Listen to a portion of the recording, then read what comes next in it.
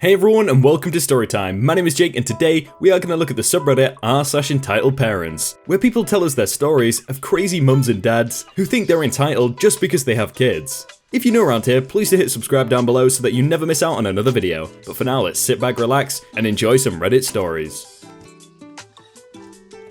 Obese entitled mother yells and screams at me for taking a handicapped parking spot because I have a disabled child whom uses a wheelchair. So this happened a few months ago. It was my daughter and myself. My oldest daughter, who is 10, has cerebral palsy, and it's severely physical and mentally disabled. Basically, she is like a 6-month-old baby in a 10-year-old body. She cannot walk, so she has always used a wheelchair. It was Saturday, so the Target was pretty packed, and fortunately, I found a handicapped spot open. So I park and begin unloading my daughter's wheelchair out of the back of my SUV, when an extremely obese woman with a handicap mirror placard pulls up behind my car and rolls down the window. There are kids bouncing about in the back of her car, so I'm assuming she is a mum. The conversation went like this. "Excuse me, ma'am." Me assembling the wheelchair, not looking up immediately. Entitled mother, louder, "Ma'am." Me looking up. "Yeah?" "I don't know if you noticed, but this is a handicapped parking spot. I understand you have a small child that requires a stroller, but I'm disabled and I need this spot. So, you'll need to park in another spot not designated for a handicapped person." I'm fully aware this is a handicapped spot. This isn't a stroller, it's my daughter's wheelchair. "I don't see a handicap placard in your window." I move over, showing her my handicap license plate. "That's because we have a handicap plate." "Well, even if your child is," she uses her hand to do the quotation signal, "handicapped, you are not, so you really don't need that spot.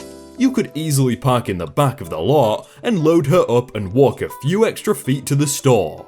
What is your daughter's disability? I don't think autism counts as being truly disabled like myself. My diabetic nerve pain and back pain make it excruciating to walk long distances. So, you see, that's why you should give me your spot." At this point, I'm kind of flabbergasted. Not only did this woman just assume that my child was autistic, which she isn't, she just assumed that my child and myself don't need accommodation. Now, I'm pretty angry. "Listen, lady, I'm sorry the handicap spots are full at the moment, but I'm not moving. It's none of your business what my child's disability is, and in the time you've sat here harassing me over my spot, you could have looked for another spot." Entitled mother turns red with anger. "You are discriminating against me because you see that I'm overweight, and assuming I'm just fat and lazy." I never said anything about your appearance. Entitled mother yelling now. "You are a witch. You think because you're an awful mum that doesn't discipline your child, that everyone else should cater to your poor decisions. My tax dollars pay for this spot, and people like you just abuse the system to get a free ride." Again flabbergasted because this is a bizarre rant. I really don't know what to tell you. I'm not moving and I'm not going to argue with you about it. At this point, we have a crowd of onlookers. She keeps yelling and I just ignore her and start loading my daughter into her chair. Finally, after my child is all strapped in, I look up at her and she is super red and sweaty. She then yells that my daughter is the ugliest child she has ever seen, and an African American woman who was watching this apparently has had enough, and she unloads on the woman and absolutely murders her with words. The woman peels away down the aisle, and I notice a Jesus sticker on the back of her car. I tear up. I've never been treated that way before, especially concerning my disabled child. The African American woman, whose name I learn is Cynthia, notices me crying and comes over to hug me. She was so incredibly sweet. I thanked her quite a few times for coming to me and my child's defense. She asks if she can give my kid a hug, and I'm like, of course. Anyhow, Cynthia cheers me up. She's extremely witty and got me laughing extremely hard. And we walk into the store together, and I do my shopping. I am not so good with confrontation, so I'm incredibly thankful for Cynthia for stepping in to defend us. Oh, and edit, some people are wondering why I included Cynthia's ethnicity in the post. Originally, I was going to include that she told me, after Entitled Mother left, she stuck up for me because she knew what it felt like to have a stranger judge and berate her, in her case because of her race. So instead of being angry about it, she vowed to stick up for people being bullied in any situation. I decided not to include it because I didn't want to turn the post into a racial post, and I forgot to edit it out when I deleted the other info. There needs to be like a law which states there has to be a Cynthia for every Karen there is in the world. So no matter where the Karen goes, there's always a Cynthia to like fight for them. Entitled Mother buys personal training sessions for entitled son. A guy I know tells me about this entitled mother who had bought 15 personal training lessons right up front when signing her son up for a gym membership.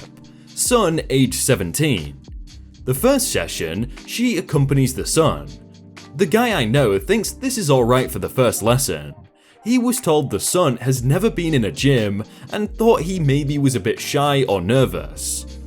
Son arrives and the guy immediately sees how this is going to be a challenge, and the entitled son is an extremely arrogant entitled type who looked down at everyone and doesn't even finish his sentences, just expects the guy to know what the last words are in his sentence.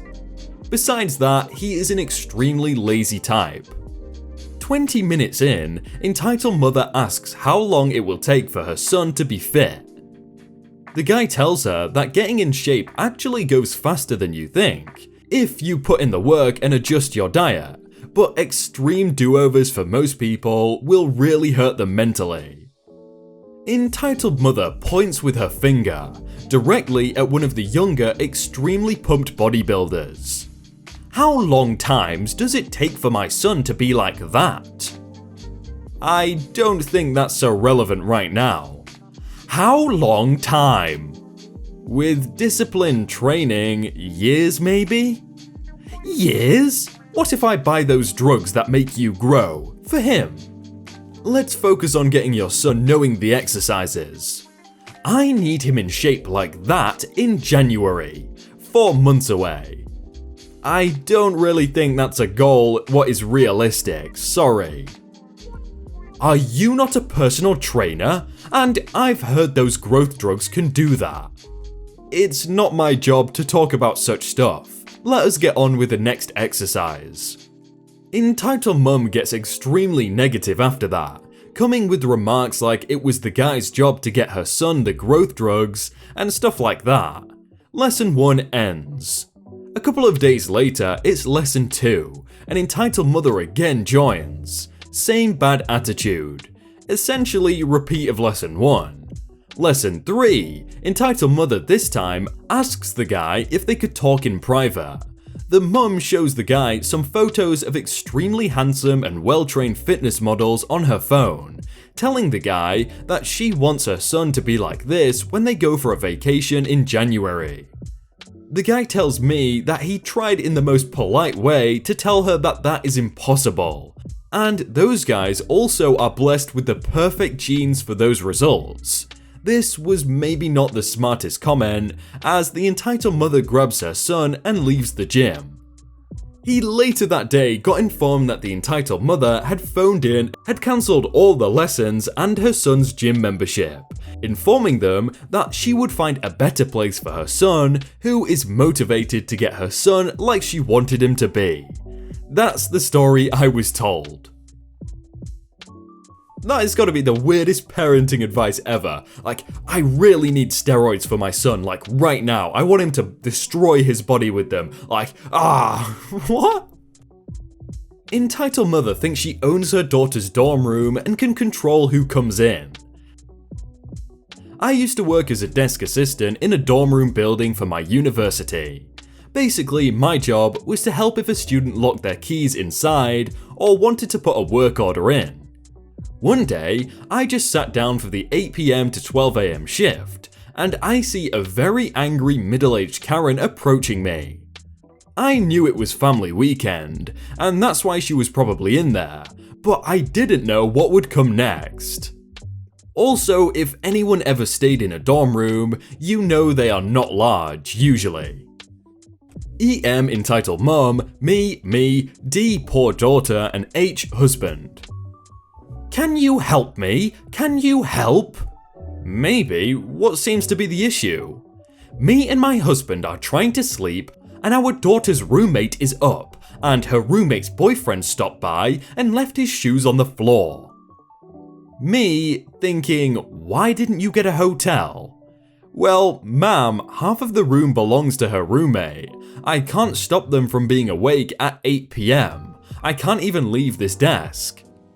Well, you need to get someone here right now that can fix this. Her roommate knew we were staying, so we need that room.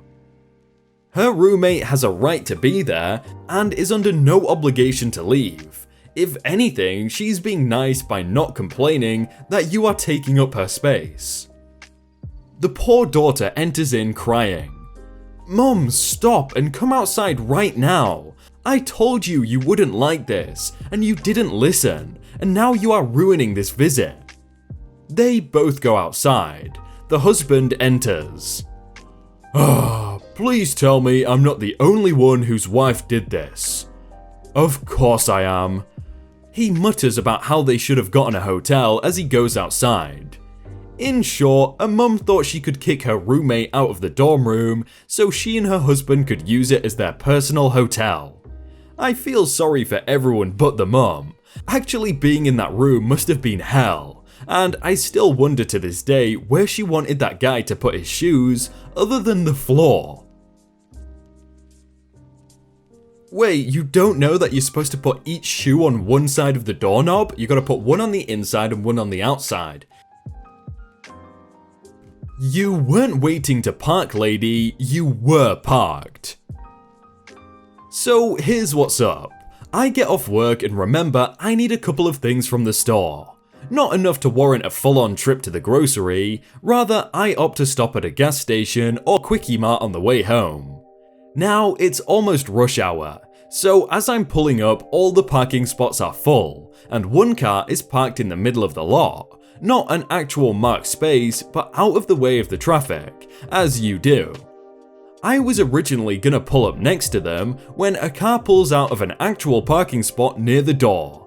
Sweet, I just pull in and go inside. I enter and grab a small basket from by the door and begin shopping. As I'm placing a bag of milk into the basket, this nasally whine that sounds almost Valley Girl interrupts my thoughts. Did you just steal my parking space? Sure didn't, I reply absently and walk away to go find the ketchup. Hello? You totally pulled into my spot. I was waiting and you totally stole my spot. She prattles to my back, following me around like a mosquito hungry for blood. Oh, was that you that parked in the middle of the lot? I ask. Yes, you douche. You stole my spot. What the heck, man? You were motionless and your lights were off. You weren't waiting to park, lady. You were parked. I attempt to explain as ketchup and mustard join the milk in the basket. Just because I had it in park doesn't mean I was parked. Why did you steal my spot? After hearing that masterpiece of logical reasoning, I turn and look her dead in the eye. What exactly do you think is going to happen? Do you expect me to just drop what I'm doing and move my car? Forget about it. You were parked and instead of coming inside and shopping, you chose to sit there with your lights off and just assuming that everyone else in the world knows your intention. If you wanted that spot, you should have had your blinker on. Without giving her a chance to reply, I turn on my heels and head to the register. She scoffs, grounds a shrill "ah" and leaves the store. Crazy chicks are crazy, man, what can I say? Anyway, I pay for my little purchase and head back to my car. I reverse and turn, pulling out of the spot, when the crazy chick suddenly guns her engine and floors it, missing my front bumper by scant inches, fails to stop in time and crunches her front bumper on the concrete pylon that was there to protect the propane tanks from idiots like her. I see her get out of the car and pull a toddler out of the back seat with her. At this point, I roll down my window. So, you ditched your kid, ran inside the store to yell at a stranger, didn't even do your shopping while you were there, and then you crashed your car? I shouted over the noise of steadily building traffic. Screw you, douchebag! Truly the words of a poet. I'm not sure she heard my whole sentence because she shouted that pretty much as soon as I got to the word kid. Whatever, that totally made my week. That's some hard karma right there. I really hope that was an expensive repair. Hey everyone, I hope you all had a really good day and that you enjoyed that video. If you want to check out some other videos, then click on screen right now or check out the playlist down below. If you enjoyed that video, then please do leave a like. And if you want to submit your own stories, then you can do so by joining the Discord in the top link in the description. But thank you so much for watching and I will see you very soon.